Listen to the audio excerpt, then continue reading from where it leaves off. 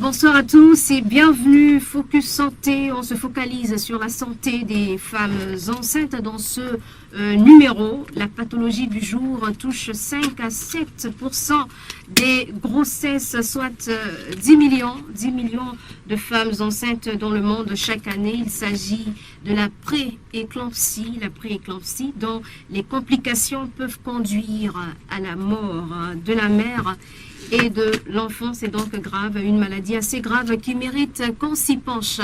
Et on le fera aujourd'hui avec la sage-femme qui vient de nous rejoindre. Il s'agit bien sûr de Madame Sylvie Adamasso qui s'installe là confortablement donc sur son siège. Bonsoir Madame et bonne arrivée. Merci Madame, bonsoir. Voilà, on vous laisse le temps de respirer, le temps d'accueillir l'immunologiste, voilà, qui est le chercheur de cette émission, Monsieur Gatien Lokossou. Bonsoir. Bonsoir, merci de recevoir votre entretien. Voilà. Et je rappelle que vous êtes le coordonnateur du projet Un nouveau test de diagnostic précoce de la prééclampsie pour sauver la vie des femmes qui meurent en donnant la vie. Merci donc d'avoir répondu à notre invitation. C'est donc parti pour Focus Santé de ce jour qui est mise en onde par Modeste Breton et on a aussi la collaboration de Seniat Yessoufou à la caméra. Focus Santé. Focus Santé, c'est votre magazine santé sur le 88.6. Focus Santé avec Rachida Oussou. Voilà, Focus Santé, on y est. Que doit-on comprendre par prééclampsie, voilà. J'y arrive, prééclampsie, même si on imagine que c'est une période qui précède une autre avec le préfixe pré, voilà. Monsieur Gatien Lokossou, qu'est-ce qu'on doit comprendre par prééclampsie? Vous l'avez bien dit, la prééclampsie précède effectivement l'éclampsie. Et qu'est-ce que c'est que la prééclampsie? C'est une maladie assez fréquente de la grossesse qui est associée à ce qu'on appelle une HTA, hypertension artérielle, et une augmentation exagérée des protéines dans les urines.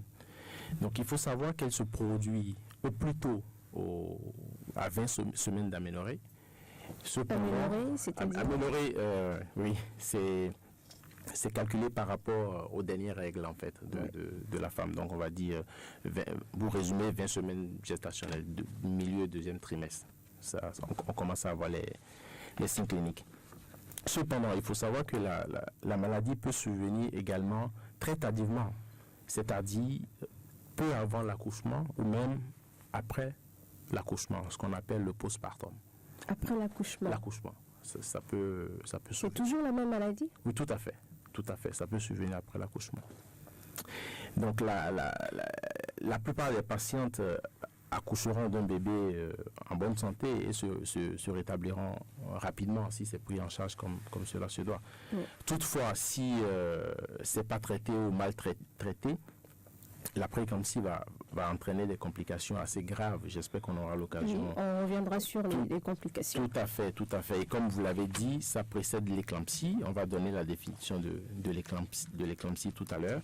Mais en résumé, il faut savoir que ce sont des crises convulsives qui vont apparaître et on aura le temps d'en parler sérieusement tout à l'heure. Et dans nos recherches, le site Doctissimo nous dit que les causes de la pathologie ne sont pas connues. Est-ce que dans ce cas, on parle de facteurs de risque? En effet, on va parler de facteurs de risque. Mais il faut savoir que la cause sous-jacente de la prééclampsie est supposée être un défaut de placentation, c'est-à-dire un défaut dans la formation du placenta.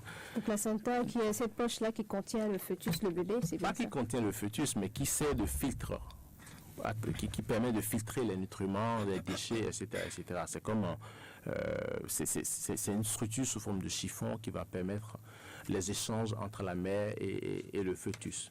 C'est ça le placenta. Donc un défaut au niveau du tissu placentaire va favoriser l'apparition des symptômes de la prééclampsie. Donc, comme je l'ai dit tantôt, les signes cliniques sont... un médecin avertit le constat tout de suite. C'est la HTA, l'hypertension artérielle, la présence exagérée de protéines dans les urines. Ceci apparaît à partir de 20 semaines d'aménorrhée, comme je l'ai dit tantôt, au milieu du deuxième trimestre de grossesse, ce qui signifie que toutes les femmes enceintes doivent être suivies correctement pour rechercher la prééclampsie.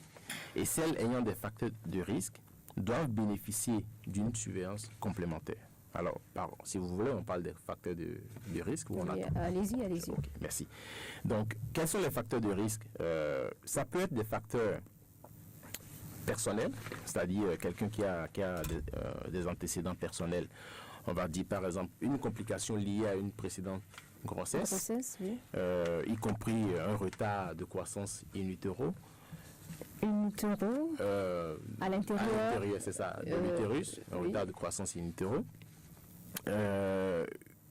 Une femme qui, dans le passé, a subi un décollement du placenta ou même une mort fœtale, ces antécédents personnels peuvent influencer l'apparition de la prééclampsie. Ou même des antécédents familiaux.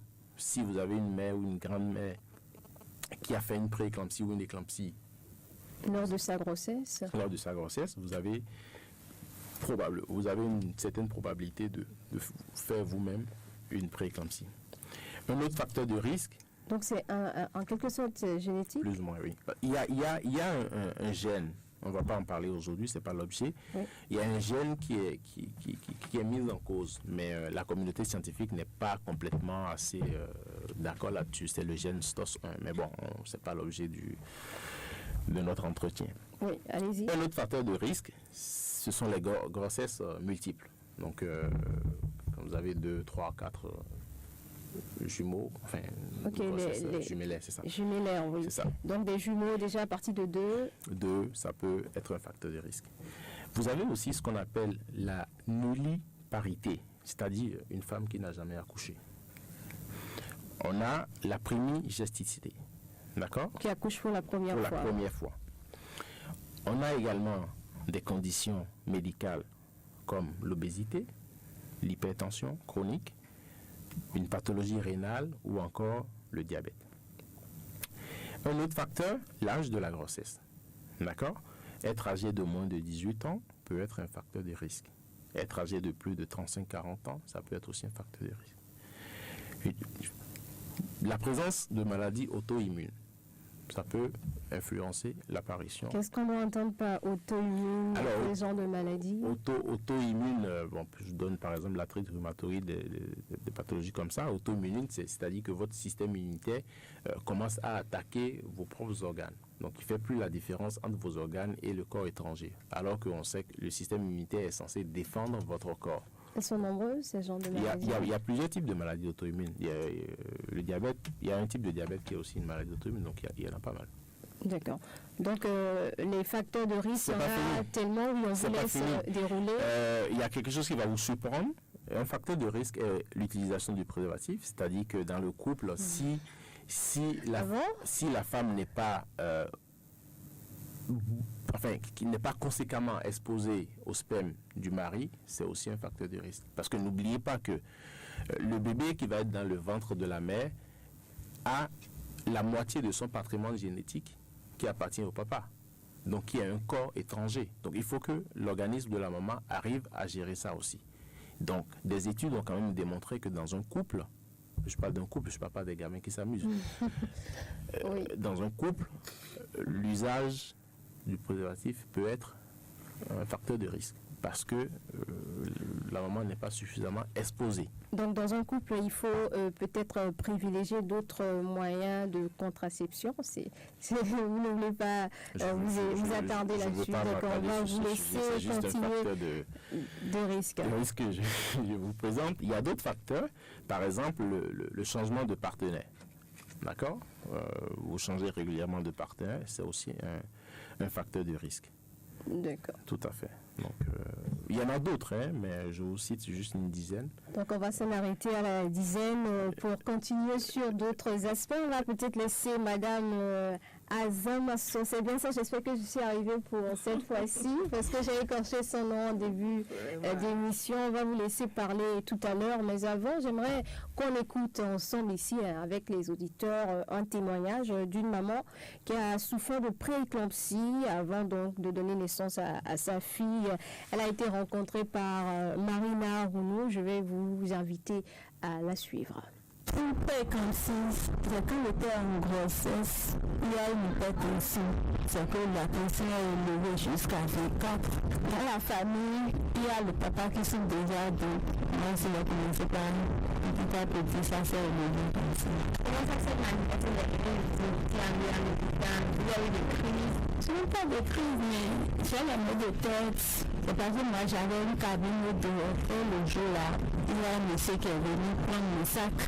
Donc j'ai crié, j'ai eu peur, j'ai commencé par avoir les maux de tête. Et la grossesse, ça avait 6 mois, quelques jours. On était parti, quand j'ai les maux de tête, mon mari a dit allons-y. On était parti chez le cardiologue. Donc c'est là que le cardiologue a vu que j'ai un fait 4. On a commencé par quelques mois, directement d'aller à l'humain. Et je suis partie à l'humain, ça va être un soin intensif. Donc de là, on commence par me faire les injections, avec perfusion, jusqu'à 2 semaines, ça a fait 7 mois, 2 jours comme ça, on m'a opéré.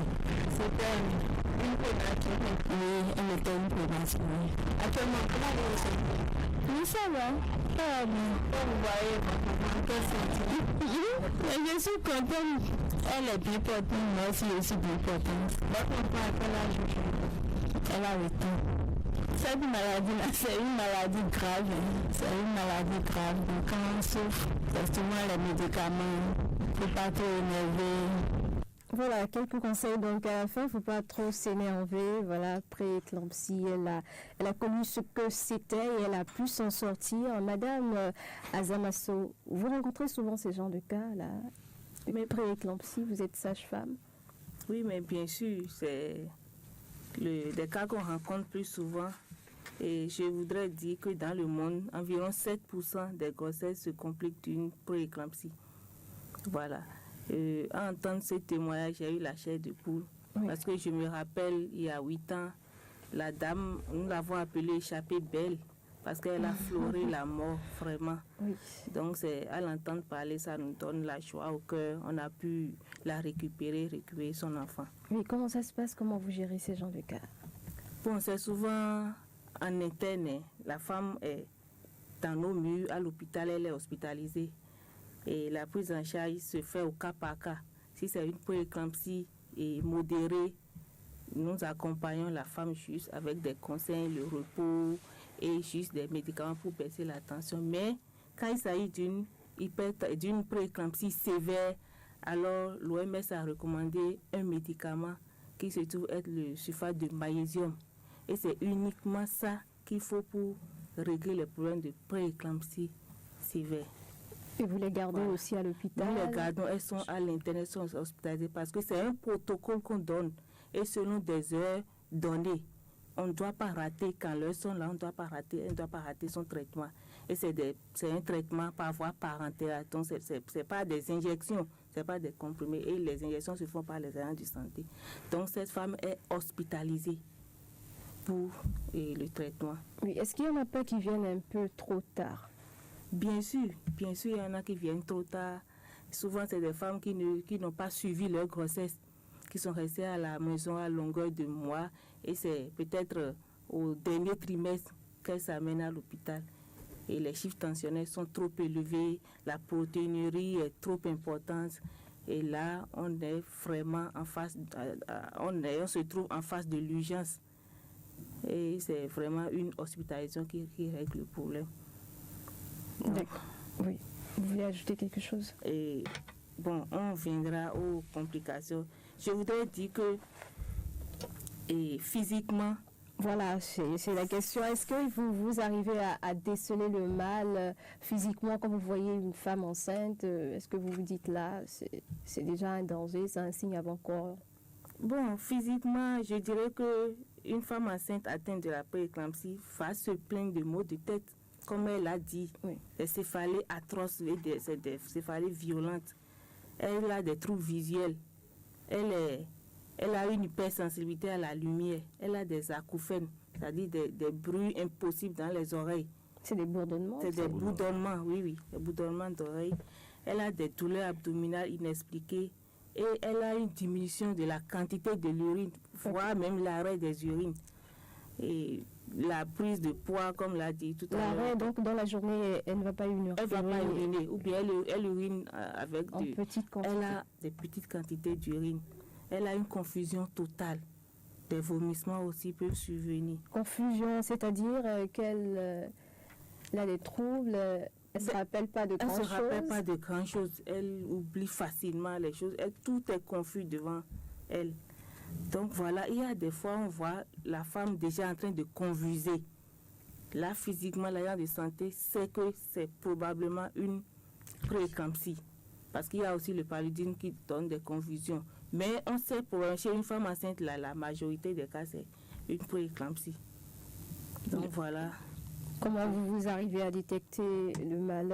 Pour ceux qui nous suivent ou ceux qui viennent de prendre cette émission au vol, sachez que vous êtes sur Focus Santé. Aujourd'hui, on parle de prééclampsie et que vous pouvez déjà appeler à partir de 15h30 dans 10 minutes au 21 33 84 19 ou 65 00 24 24 pour envoyer déjà des messages via WhatsApp. On vous répondra assurément au sujet avec moi deux invités. Madame Sylvie Azamasso, qui est sage-femme, et Monsieur Gatien Lokossou, et docteur Gatien Lokossou, qui est immunologiste, et qui va nous parler maintenant des complications. On l'a évoqué un peu plus haut, c'est à cet instant précis qu'on va donner plus de détails, puisque la grossesse, c'est quand même au moins deux vies qui sont en jeu. Il y a la mère et le bébé, et quand on parle de bébé, il peut y avoir plusieurs en même temps. Quelles sont les complications quand on parle de prééclampsie? Tout à fait. Madame Azamasso a abordé un peu les complications. On va essayer d'approfondir ces complications. Oui. Donc, en fait, il faut savoir que le diagnostic et la prise en charge de la prééclampsie avant qu'elle ne progresse vers l'éclampsie est une stratégie essentielle de santé. D'accord? De la mère, mais aussi du nouveau-né, du fœtus ou du futur nouveau-né. Oui. Parce que la prééclampsie et l'éclampsie est associée à un risque accru de résultats très défavorables à la mère et au fœtus. Donc, quels sont les signes d'alerte? Nous les avons cités un peu plus tôt. Hypertension artérielle, protéinurie exagérée. Alors, ces manifestations peuvent s'accompagner de céphalées violentes, comme elle a dit, des troubles visuels, hypersensibilité à la lumière, des douleurs abdominales. On constate parfois aussi des vomissements ou encore la diminution ou l'arrêt des urines, comme Mme Azamasso l'a dit. On peut observer des œdèmes massifs. Des œdèmes, c'est-à-dire les pieds enflés. C'est ça. Tout à fait, on peut observer. Et ceci s'accompagne parfois d'une prise exagérée de poids, une augmentation du poids en quelques jours. Donc ça, c'est quand même un signe assez frappant qu'on ne peut pas échapper. On observe une progression rapide au troisième trimestre de la grossesse. Donc, après l'apparition des premiers symptômes, la prééclampsie peut évoluer très rapidement et nécessite une prise en charge rapide et efficace. Oui. Et donc, elle peut entraîner des complications graves dans 10% des cas. Donc, il faut comprendre, la prééclampsie, peut évoluer favorablement comme défavorablement. Donc défavorablement, c'est l'éclampsie et on ne le souhaite pas, mais la mort. Donc c'est la complication, donc, la conséquence la plus grave, la mort. Tout à fait. Donc on a l'éclampsie. Il s'agit de crises convulsives potentiellement fatales provoquées par l'hypertension artérielle intracrânienne chez la mère. Donc ça c'est une définition de l'éclampsie. On peut avoir des hémorragies, particulièrement au niveau cérébral, ce qui est la cause principale du décès de la mère. Insuffisance rénale chez la mère, décollement du placenta qui provoque une hémorragie interne. Et là, l'enfant, il est toujours vivant? Alors là, l'enfant est vivant, mais l'urgence, c'est de faire une césarienne. On décide de faire un accouchement rapidement. Si on veut pas. Donc on est au niveau de la mère pour l'instant, en ce qui concerne les complications. Tout à fait. Mais ces complications, n'oubliez pas, ont une conséquence sur le nouveau-né, puisque sa respiration, le fonctionnement de ses organes est lié au fonctionnement des organes de la mère. Donc si la maman ne va pas bien, le bébé aussi. Absolument. Et parfois même le personnel soignant décide de perdre l'enfant et de garder la mère. Donc il faudrait parfois faire des choix cornéliens. On fait des choix très très difficiles parfois. Une autre complication, c'est ce qu'on appelle le syndrome de Hill, qui est caractérisé par une augmentation de la destruction des globules rouges. Donc vous pensez à anémie. Cette destruction va se faire au niveau du foie. On observe parfois une élévation des enzymes hépatiques, d'accord, ce qui va entraîner un processus inflammatoire.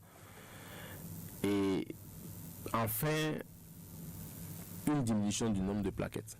Donc plaquettes, c'est-à-dire plaquettes, c'est des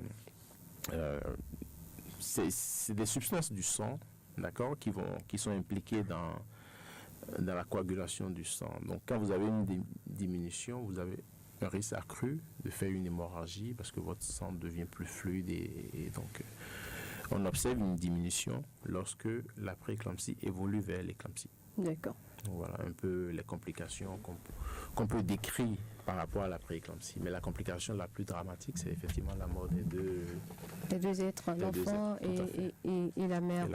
Et parfois, l'enfant seul et la mère s'en va. Ça se passe souvent il y a des cas comme ça, souvent où l'enfant peut-être reste et que la mère... Oui, il y a des cas comme ça. On arrive à faire une césarienne, on récupère l'enfant. Et comme je l'ai dit tout à l'heure, la prééclampsie peut subvenir pendant l'accouchement ou au postpartum, donc après l'accouchement. Donc on peut dire, peut-être pas négligence, on récupère l'enfant, mais après... Le temps de rattraper la maman. Suivi de la maman n'est pas tellement efficace. Bon, on pense que le jeu est fait, on peut se réjouir, etc., mais on peut la perdre. D'accord. On peut la perdre, oui. Alors, Madame Azamasso, vous êtes sur le terrain, vous êtes sage-femme en contact avec les femmes enceintes. Vous avez certainement des choses à ajouter en ce qui concerne les complications évoquées par le docteur Lokossou. Bon, j'espère qu'il a parlé de toutes les complications rencontrées en cas de la prééclampsie. Et je dirais que c'est une pathologie vraiment redoutable. Oui. Et lors des consultations prénatales, il va falloir tout faire pour diagnostiquer à temps cette pathologie-là. Parce que tout à l'heure, il vient de dire, ça peut amener jusqu'à la prééclampsie qui peut conduire la femme au tombeau, ce qu'on n'a jamais souhaité. Et donc, je voudrais à l'endroit des agents de santé nous, agents de santé qui prenons en charge les femmes qui se confient à nous, j'aimerais recommander une consultation prénatale de bonne qualité. De bonne qualité. Là, vous parlez à vos collègues, vos confrères? Oui, à mes confrères, à mes consoeurs. Des consultations qui respectent les critères d'une consultation bien menée. Et qu'à chaque consultation, qu'on enseigne sur les signes de danger. Tout à l'heure, nous avons parlé des facteurs de risque, nous avons parlé des signes d'alerte. Il faudra qu'à chaque consultation, qu'on enseigne ces signes d'alerte-là, ces signes de danger-là à chaque femme pour au cas où elle se sentirait confrontée à ce genre de situation, qu'elle sache qu'il faut consulter à temps. Parce que nous disons souvent que plus la pathologie est diagnostiquée tard, plus le risque de complications est élevé et allant jusqu'à la mort. Donc il faut que nous, agents de santé, nous donnons le matériel indispensable à la réalisation d'une consultation. Je pourrais citer au passage les appareils à tension, par exemple. On ne peut pas faire une consultation sans appareil à tension, sans bandelette urinaire. Parce qu'on a dit, le docteur vient de dire que cela se manifeste par une élévation de la tension artérielle. Et sans appareil à tension, on ne peut pas savoir si la femme a une tension élevée ou non. Et sans bandelette, là, on ne peut pas doser la protéinurie dans les urines. Donc il faut forcément qu'on se dote de matériel indispensable à notre travail. Oui, et par rapport... Oui, allez-y. Et par rapport aux femmes qui nous écoutent actuellement. Là, c'est des conseils à leur endroit. Vraiment. Vous pouvez y aller rapide. On reviendra sur cet aspect-là, surtout en fin d'édition. D'accord. Pour les conseils, mais j'aimerais qu'on parle de complications. C'est vrai que Dr Lokosso a parlé de la mère qui influence l'enfant, mais est-ce que vous avez des choses à dire par rapport à l'enfant? Est-ce que il y a des malformations qui sont dues à cette prééclampsie? Par rapport, en ce qui concerne les complications liées à l'enfant, il y a la prématurité par exemple, il y a la mort in utero, l'enfant meurt dans l'utérus de la femme. Il y a la prématurité, il y a la mort, il y a les malformations, il y a... Quel genre de malformation, par exemple? L'hypertension artérielle peut entraîner, peut donner un coup au cœur, le cœur de l'enfant. Voilà. Ça peut agir aussi sur ses reins. Oui. Voilà quelques complications qu'on peut citer par rapport au... Oui, docteur. Il a parlé tout à l'heure d'un retard de croissance. L'enfant est là, mais n'évolue pas conformément à son âge, à l'âge de la grossesse. L'enfant est plus petit que l'âge de la grossesse. Donc, l'enfant peut être hypotrophe. Il est trop petit. Il est petit. Même quand il naît là, on dirait un vieillard. Voilà, tout de suite là. Il fait plus que son âge déjà à 0 ans. Ouais, c'est quand même assez grave avec ces malformations dont on parle et tout ce qu'il y a autour. Donc on reviendra sur les conseils à la fin de l'émission, ne vous en faites pas. Vous aurez le temps de vous étendre, de vous attarder sur ce point quand même assez important. Docteur Lokosso, je me retourne vers vous pour parler des chiffres au Bénin. C'est vrai qu'on a parlé de 5 à 7% des grossesses touchées par la prééclampsie, mais au Bénin, est-ce qu'on sait qu'on n'a pas assez de statistiques dans notre pays, mais est-ce que vous disposez de quelques chiffres? Vous êtes chercheur, vous avez assez cherché, et vous tablez certainement sur des statistiques pour travailler. Tout à fait. Heureusement qu'on a eu accès à quelques statistiques et je profite de cette occasion pour remercier le professeur Perrin, qui est le médecin coordonnateur de l'OMED, qui nous a fourni toutes les statistiques dont on avait besoin quand on soumettait le projet à la structure qui devrait nous financer. Je veux parler du CRDI. Oui. Donc oui, on a des statistiques. Les dernières études épidémiologiques sur le sujet se sont déroulées, je parle du Bénin, dans le Borgou et dans le littoral. Quand vous prenez par exemple l'étude qui a été réalisée par Dr Kenom dans le Borgou, au CH, au Centre hospitalier départemental du Borgou, cette étude s'est déroulée du 1er janvier 2008 au 31 juillet 2010. C'est vraiment les dernières... Donc il y a 5 ans au moins. C'est ça, les dernières données dont nous disposons. Cette étude s'est intéressée à 172 patients. Alors, durant cette étude, ils ont constaté environ 4% de prééclampsie dans la population, avec 77% des patientes qui étaient référées, donc qui provenaient des structures périphériques, des petits centres de santé. La deuxième a été réalisée au CNHU, à Cotonou, tout à fait, du 1er octobre 2009 au 30 avril 2010. Ça s'est intéressé 271 patientes, dont 88% de prééclampsie sévère. Sévère, 88. 88.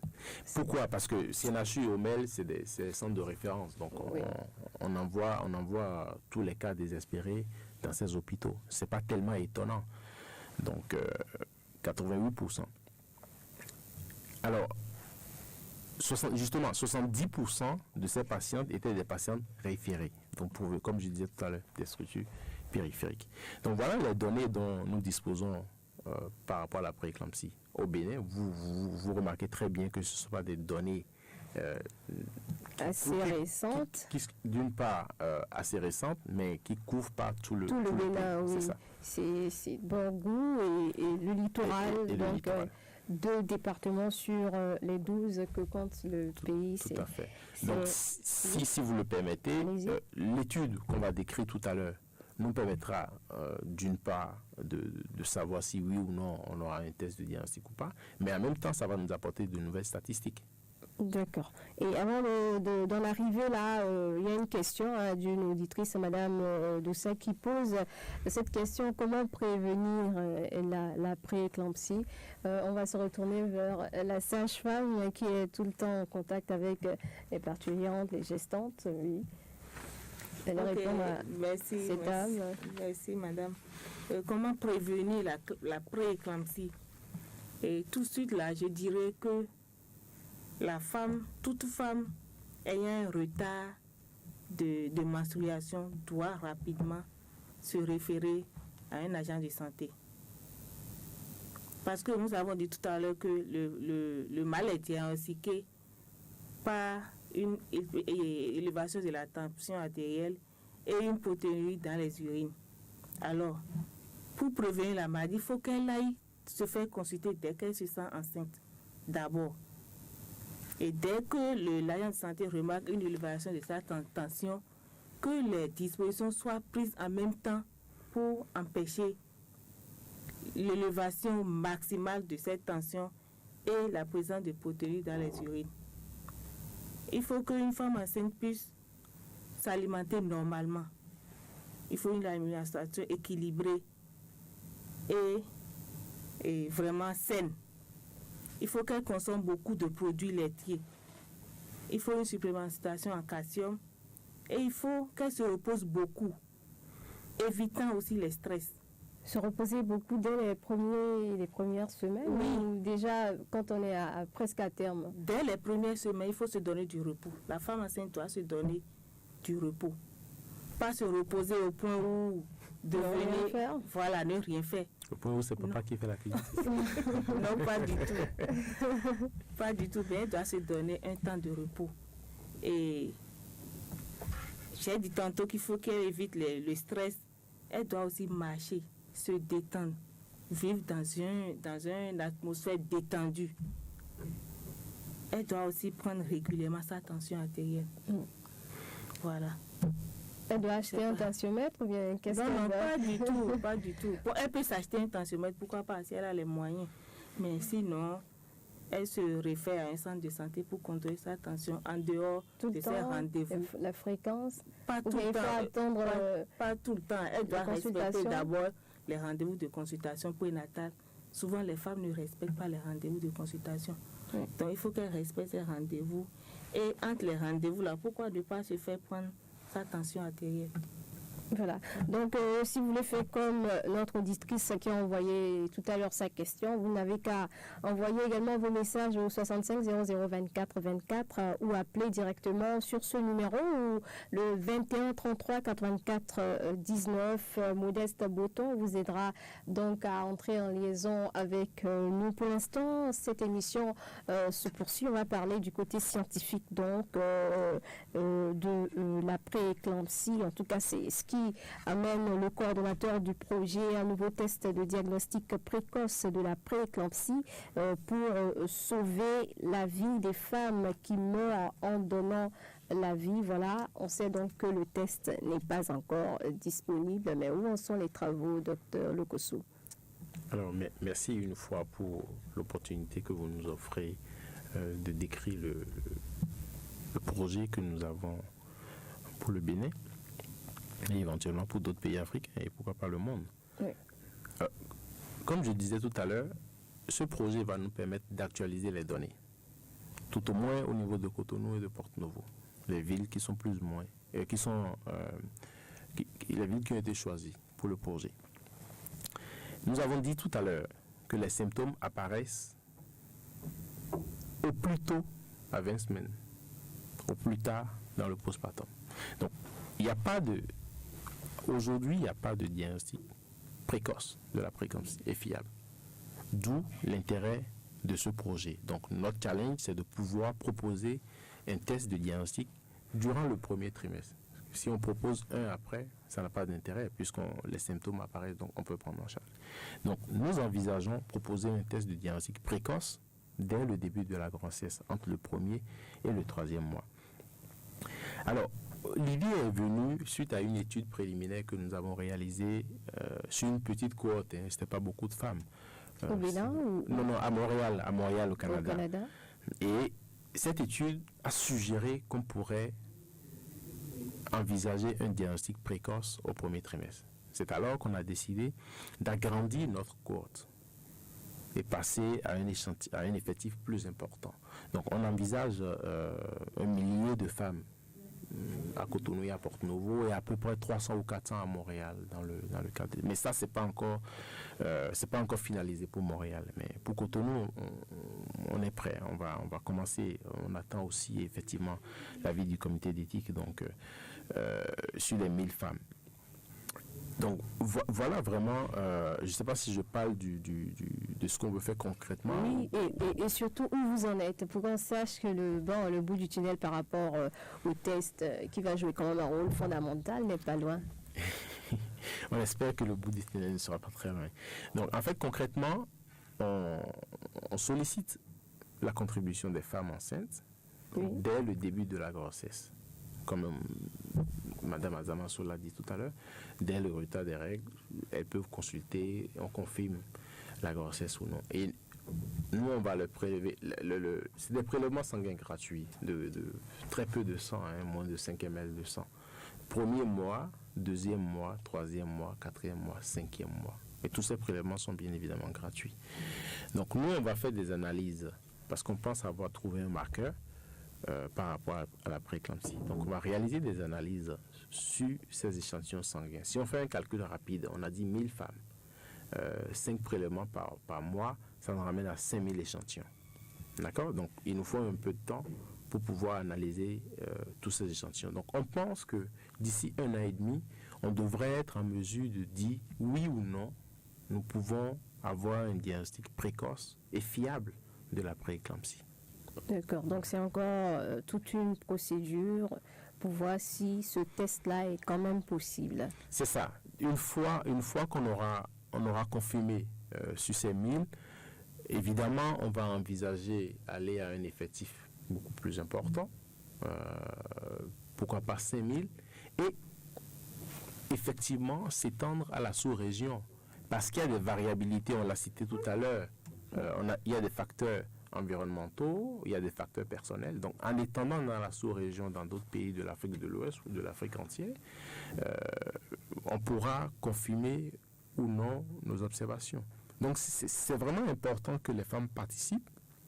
Au moment opportun, on leur expliquera en détail le projet. Je serai là, Mme Azamasso est maintenant bien au courant du projet. Je crois qu'elle maîtrise même le projet mieux que moi.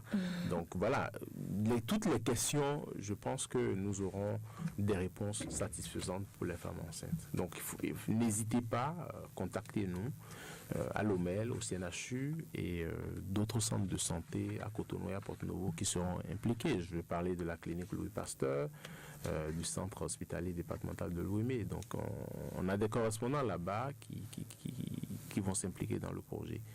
Voilà. Et à l'étape actuelle, vous en êtes où? Vous avez déjà commencé? Vous mettez sur pied l'équipe? On met en place l'équipe. Normalement, d'ici quelques jours, on aura notre réponse du comité d'éthique et on doit pouvoir officiellement commencer le recrutement des femmes pour pouvoir faire le prélèvement, faire des analyses et et espérer de très bons résultats. Et les travaux se feront où? Vous avez un laboratoire ici, à Cotonou, au Bénin? Tout à fait. On pense qu'il n'y a rien, mais ceux qui ont la chance de visiter certains hôpitaux se réjouissent. Donc, on a une plateforme qui est, pour le Bénin, bien fournie à Lomel. Donc, il y a le laboratoire de Lomel qui va nous accueillir. Et lorsqu'on aura des difficultés du point de vue appareil ou technique qu'on ne pourra pas réaliser à Lomel, je profite d'ailleurs pour remercier l'IRD, l'Institut de recherche pour le développement, qui nous offre leur plateforme. Donc, je remercie le professeur Marceau Bodji, je remercie Dr Chipo pour l'accès qu'ils nous offrent à leur plateforme technique. Donc oui, il y a moyen de faire des choses au Bénin, bien sûr. D'accord. Et comment ça se passe avec le Canada, puisque vous travaillez ensemble et les travaux, comment le Canada vous appuie?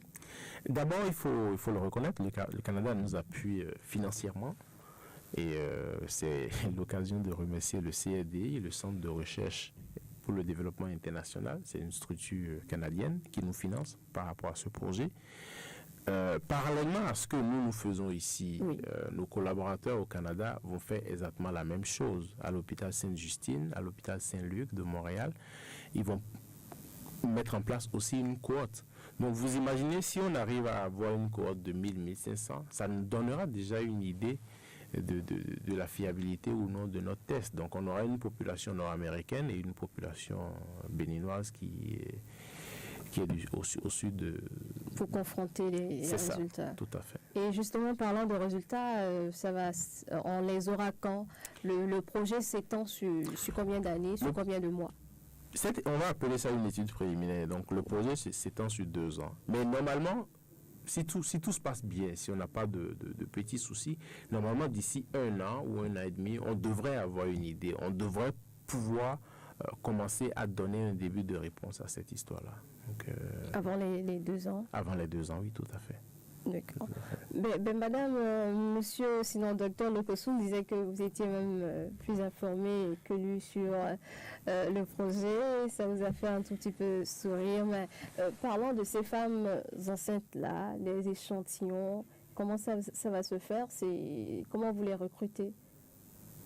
Bon, c'est des femmes enceintes d'abord. Des femmes enceintes, bien sûr, qui vont se présenter déjà au premier mois de leur grossesse. Donc la cible, là, c'est les femmes qui sont au premier mois de la grossesse. Parce que le premier prélèvement se fera au premier mois. Oui. D'accord. Donc pour une femme qui consulte, les femmes généralement consultent après le premier trimestre. Là, ces femmes-là sont écartées. On ne pourra pas les utiliser dans l'étude. Donc ça nous amène à vraiment lancer un appel. Oui, allez-y. Lancer un appel à l'endroit de nos sœurs, de nos consoeurs, pour que, s'ils veulent vraiment nous aider, parce que ça fait partie de l'évolution de la médecine. Chaque fois qu'il y a recherche, oui, c'est pour apporter un plus à la médecine. Donc, il faut vraiment qu'elles nous aident. Dès qu'elles constatent leur retard des règles, il faut qu'elles consultent pour pouvoir nous aider à avoir l'échantillon attendu.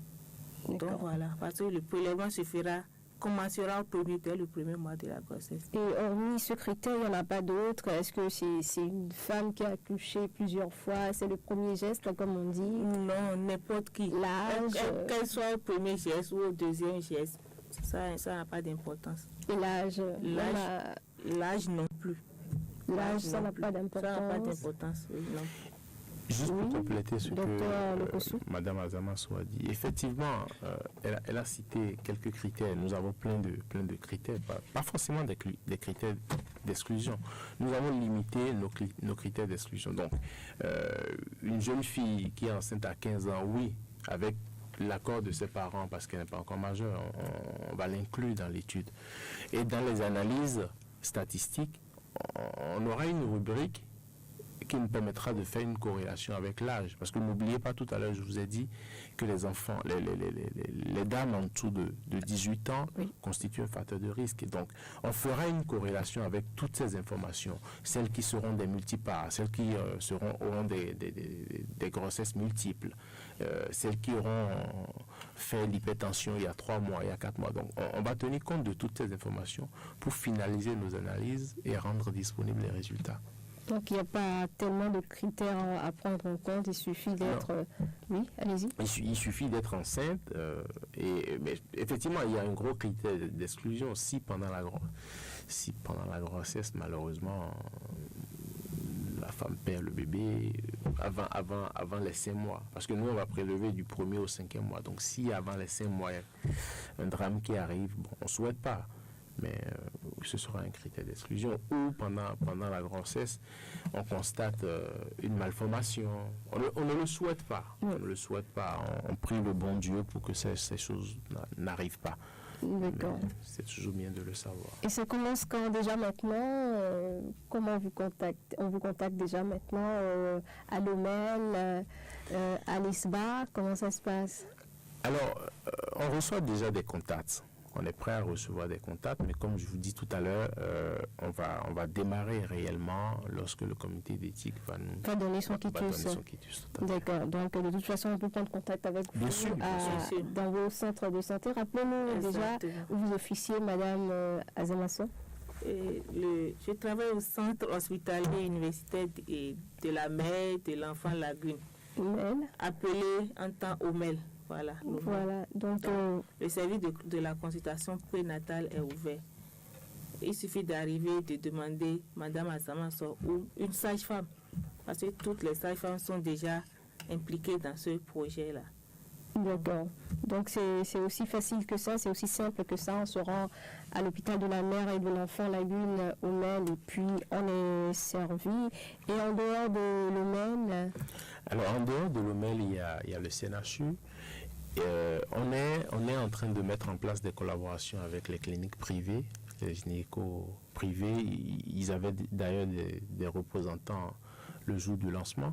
Donc, il y a une collaboration qui sera établie avec les cliniques privées pour que, ce ne sera pas un vol de clients, mais c'est juste que lorsqu'il y aura un début de grossesse, ces gynécos vont référer les dames à l'OMEL pour le prélèvement et après les dames retournent naturellement à leur clinique pour le suivi et pour une très bonne grossesse.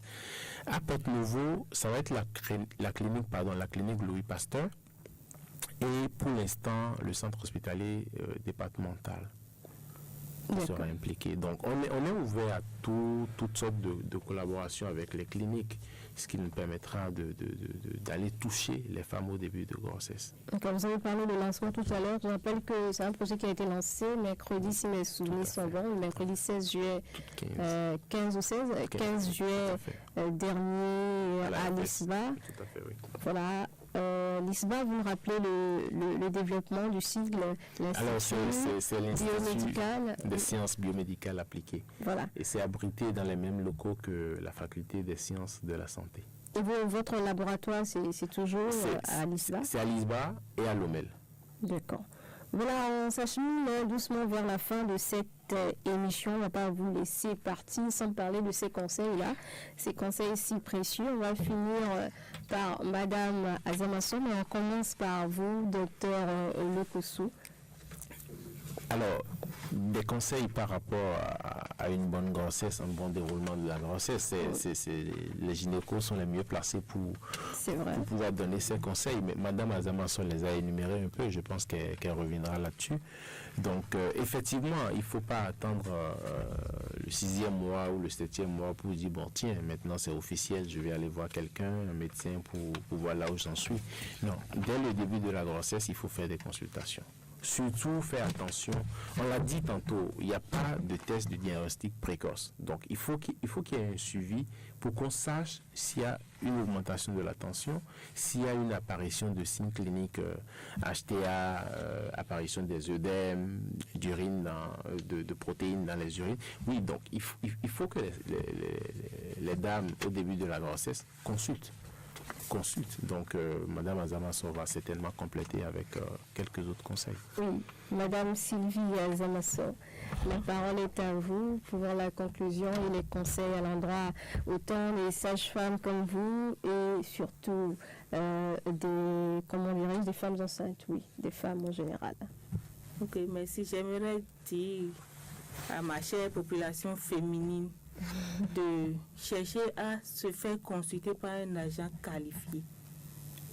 Qui dit agent qualifié dit médecin, dit sage-femme ou infirmier ayant reçu une formation en gestion en maternité. Parce qu'on n'a pas de sage-femme partout. Donc, à défaut de sage-femme, à défaut de médecin, là, il faut se faire consulter par un agent qualifié qui peut être un infirmier diplômé d'État ayant reçu une formation en consultation prénatale ou en soins infirmiers obstétriques. Dans n'importe quel centre, ou bien comment elle va s'arranger? Donc, quand vous parlez d'agents qualifiés, c'est certainement dans les centres peut-être de référence bien... Pas seulement dans les centres de référence, même dans les centres, dans les centres périphériques. Il y a des sages-femmes qui travaillent dans les centres périphériques qui ont été formées pour pouvoir déceler cette pathologie-là.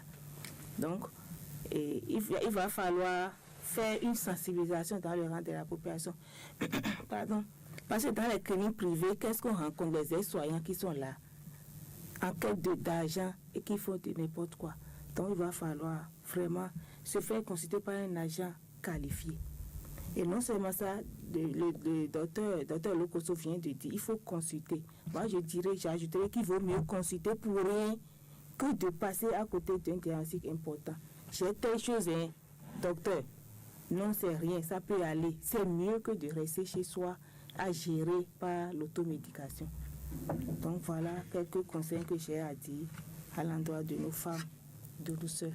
Voilà, merci infiniment, c'est tellement important. Donc, on retient qu'il faut faire recours à un agent de santé qualifié donc, pour le suivi d'une grossesse. C'est déjà la fin de ce numéro de Focus Santé. Je rappelle qu'on recevait Dr Gatien Lokoso, qui est le coordonnateur du projet Un nouveau test de diagnostic précoce de la prééclampsie pour sauver la vie des femmes qui meurent en donnant la vie. Et la sage-femme Sylvie Azamasso, voilà, de l'hôpital de la mère et de l'enfant Lagune. Merci de nous avoir suivis. À mardi prochain.